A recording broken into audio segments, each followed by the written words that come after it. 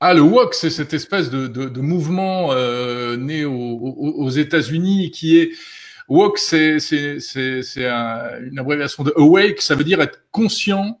Alors, à la fois pour les minorités, la conscience d'être opprimé, donc les noirs, les homosexuels, les transsexuels, etc.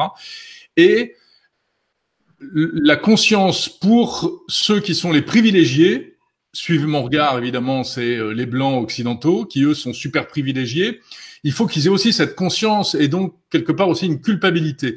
Et tout ce mouvement qui était un peu une espèce d'idéologie un peu diffuse s'est répandu sur les réseaux sociaux, a donné lieu, a trouvé un terrain d'élection extraordinaire aux États-Unis dans les universités, mais pas seulement les discussions de comptoir, hein, ça s'est professionnalisé. Il y a aussi aujourd'hui des licences, enfin il y a des parcours universitaires qui enseignent toutes ces choses-là.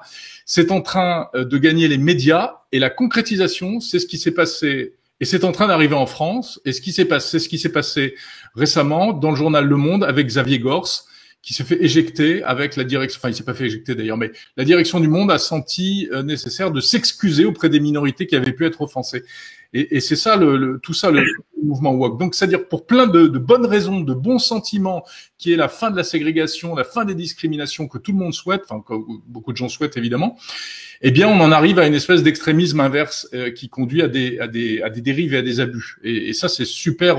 Enfin, ça explose via les réseaux sociaux, en fait. Mais il y a aussi la bonne chose, c'est MeToo et autres. C'est Bien comme sûr, bien sûr. voilà. Et Oui. donc on a MeToo n'aurait pas pu exister dans un voilà, il n'a pas existé dans la vie. Là, on a même une révélation aussi des incestes et autres, en tout cas de la quantité des témoignages.